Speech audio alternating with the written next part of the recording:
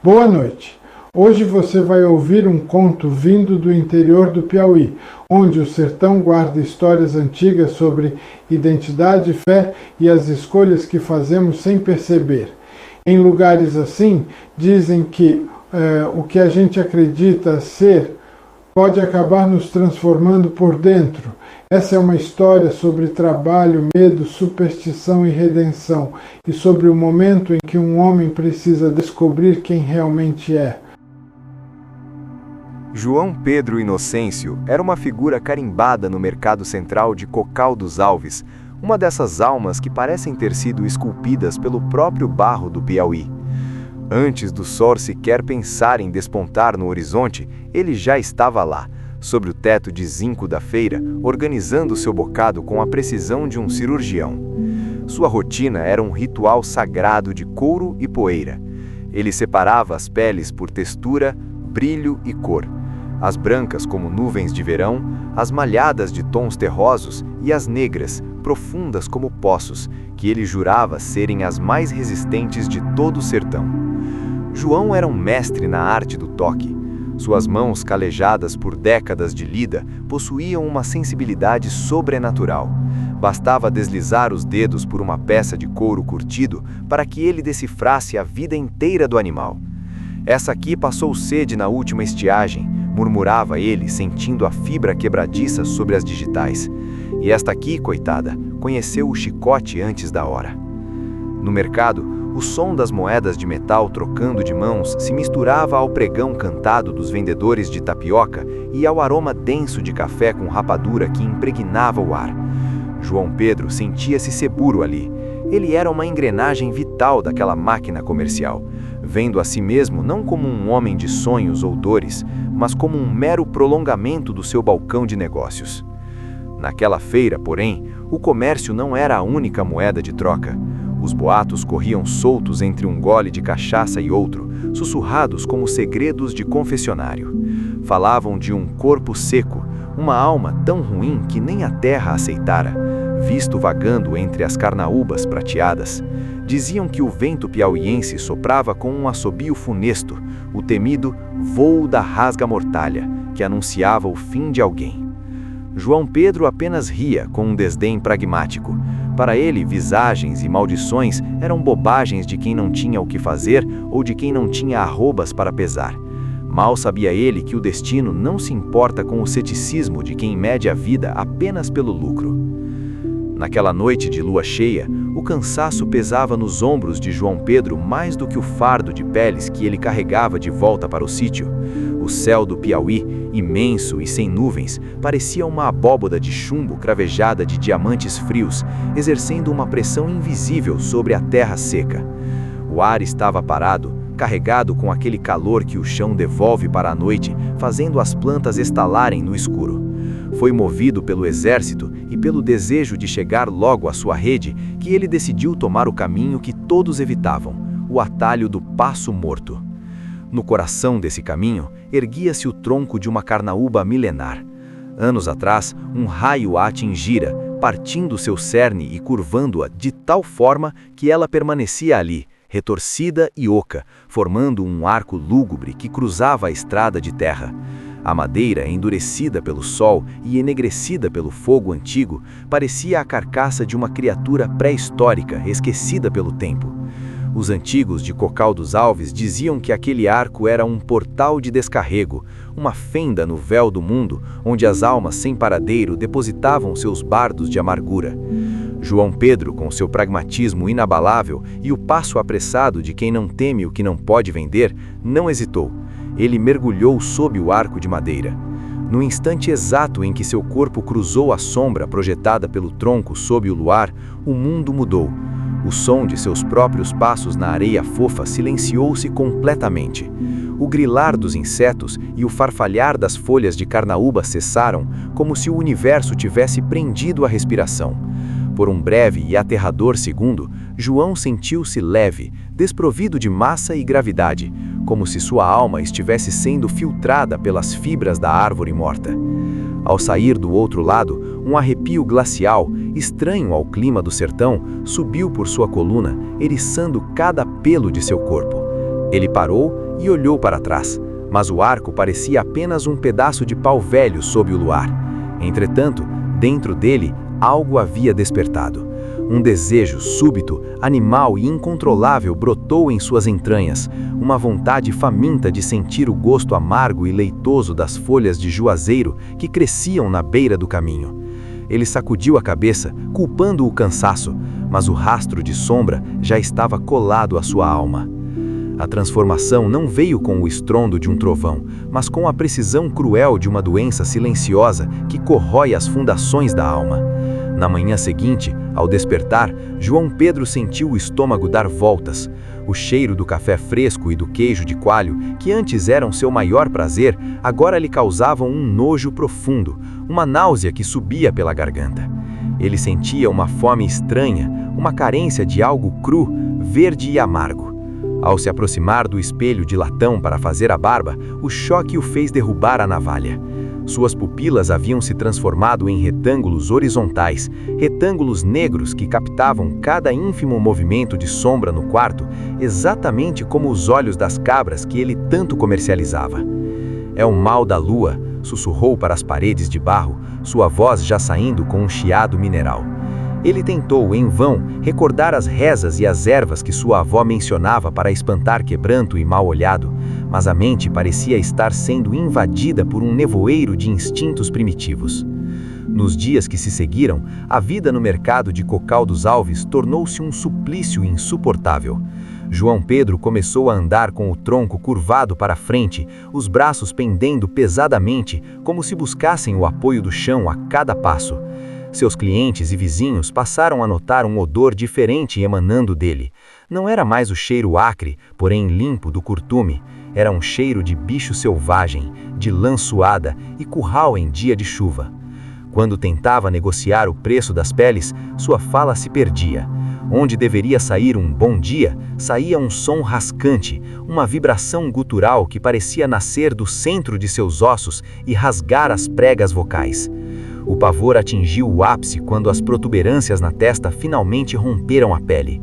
Eram pontas de queratina negra, quentes ao toque, que latejavam no ritmo acelerado de seu coração animal.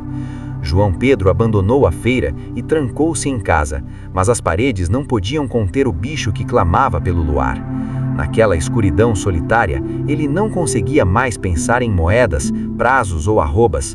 O pensamento humano foi substituído pelo impulso de subir no telhado e oferecer sua agonia ao céu. E ele berrou.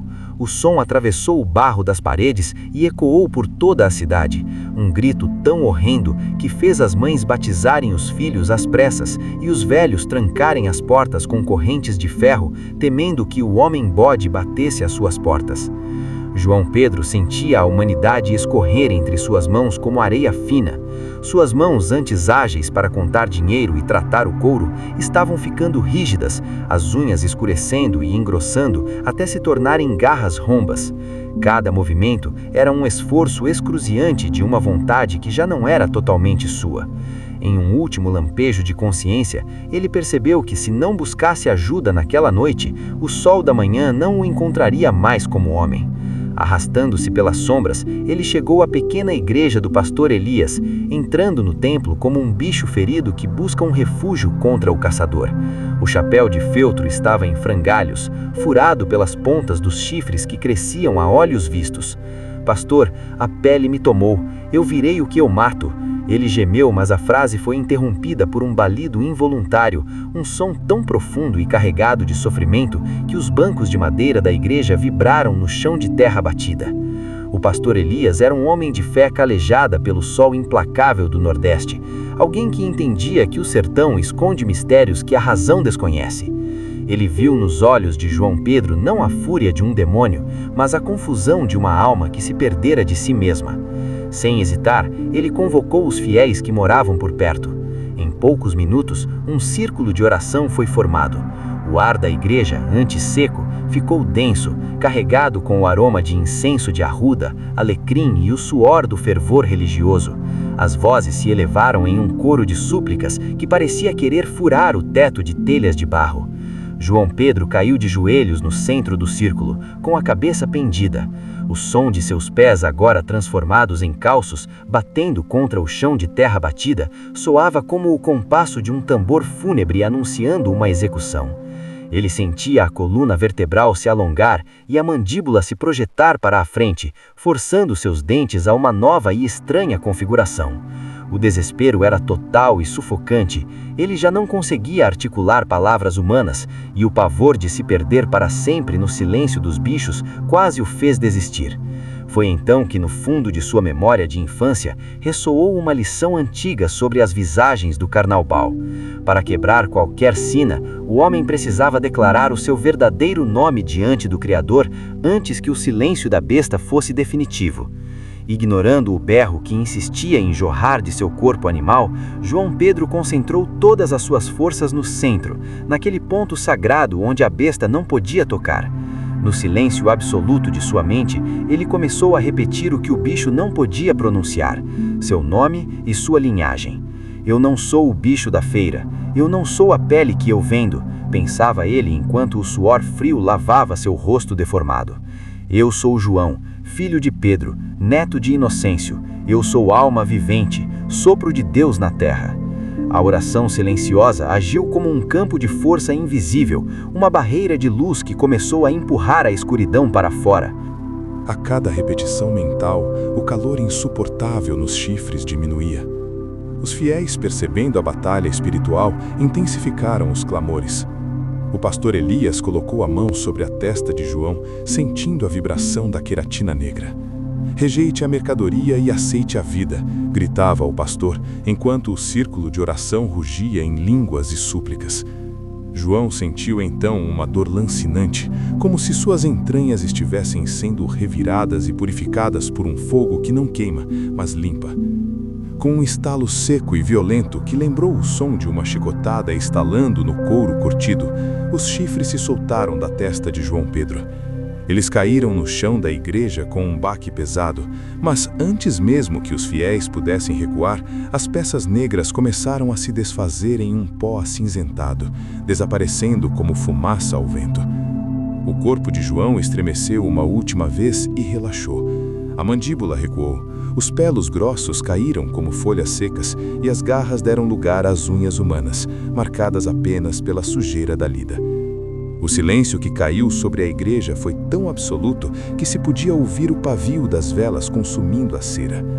João Pedro abriu os olhos, pupilas perfeitamente redondas e humanas, e respirou o ar carregado de arruda. Ele estava exausto, sentindo cada músculo do corpo como se tivesse sido moído em um moinho de pedra. Mas a paz que sentia era maior que qualquer cansaço. Quando ele finalmente conseguiu falar, sua voz saiu limpa, sem o rastro do animal. Obrigado, eu voltei. O desejo de comer mato fora substituído por uma fome imensa de pão, de café e de tudo o que é partilhado entre os homens. João Pedro voltou ao mercado de Cocal dos Alves poucos dias depois, mas não era o mesmo homem que havia saído de lá sob o peso daquela lua cheia. Ele ainda é, sem dúvida, o melhor negociante de peles de toda a região, mantendo a precisão no toque e o olhar aguçado para a qualidade do couro. No entanto, se você prestar atenção no modo como ele agora conduz seus negócios, notará uma mudança profunda e sutil. Ele não olha mais para as peles como se fossem a única medida de sua existência. O balcão de madeira, que antes era o centro de seu universo, tornou-se apenas o lugar onde ele exerce sua função, e não mais o altar onde sacrificava sua identidade. Agora, João Pedro conversa com as pessoas. Ele pergunta pela saúde dos filhos dos sertanejos, demonstra interesse genuíno pelas histórias de colheita e fala da beleza das chuvas que renovam o Piauí com a propriedade de quem redescobriu a própria alma. Ele tornou-se um homem de oração profunda, não dessas de palavras decoradas, mas de uma gratidão silenciosa que ele carrega no peito enquanto caminha pelas estradas de terra. O pragmatismo cego deu lugar a uma sabedoria mística. Ele entendeu que a vida é um equilíbrio frágil entre o que as mãos produzem e o que o espírito preserva. E quanto ao tronco? A carnaúba oca continua lá, no Passo Morto, sobre o céu imenso de Cocal dos Alves. O velho Zé do Poço, com seu cigarro de palha sempre aceso, continua a contar aos viajantes que aquele arco de madeira apodrecida é um lembrete vivo do deserto. Ele explica que o tronco te transforma naquela ideia que você coloca como prioridade absoluta no seu coração. João Pedro quase se perdeu porque acreditou por muito tempo que era apenas um vendedor. E por acreditar tanto nisso, a natureza quase o transformou na própria mercadoria. Hoje ele sabe que o couro é seu ganha-pão, mas sua essência é divina. No Piauí, dizem que em certas noites de lua cheia, quem se atreve a passar pelo Passo Morto ainda ouve um som estranho vindo das entranhas da árvore. Para alguns, é um berro animal carregado de uma solidão ancestral. Para outros, é apenas o assobio do vento passando pelo oco da madeira, soando como uma prece de libertação. João Pedro, quando ouve tais histórias, apenas sorri com serenidade e aperta o passo em direção à sua casa.